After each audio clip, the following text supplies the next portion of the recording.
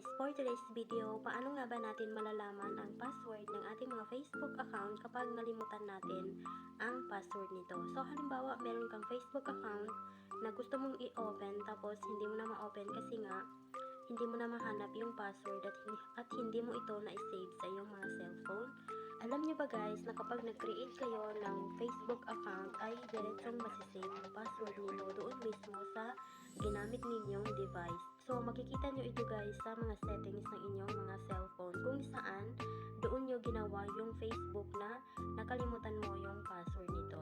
So kung gusto mong malaman kung saan nga ba natin to makikita, panoorin mo lang ang buong video na ito. So ang una natin gagawin guys ay pupunta tayo sa settings ng ating mga cellphone. Tapos dito naman ay scroll up natin, hanapin natin dito ang Google and then i-click lang natin.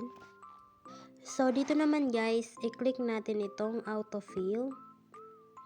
And then dito naman, i-click natin itong autofill with Google.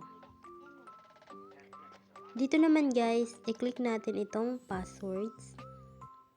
Dito guys, dito na natin makikita lahat ng mga Facebook na nakalimutan natin ang password nito. So halimbawa, isang device lang ang ginamit nyo sa pag-create nyo ng mga Facebook nyo, tapos nakalimutan nyo ang mga password nito, ay dito nyo makikita sa settings ng device na yon.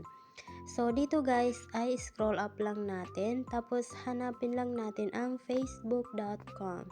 So dito guys makikita nyo na sa baba ng facebook.com ay nakalagay na 7 accounts. So ang ibig sabihin niyan guys ay ginamit ko yung device na to sa pag-create ko ng 7 Facebook account.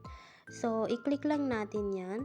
So dito guys, kapag i-click nyo yon ay ilalagay nyo lang dito ang screen lock ng inyong mga cellphone.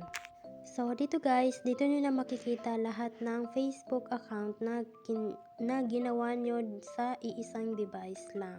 So makikita nyo dito yung mga password at saka yung email niya. So ayan. So dito na siya makikita guys dahil dito nakasave lahat ng email at saka yung password na Facebook account na ginawa nyo sa cellphone nyo.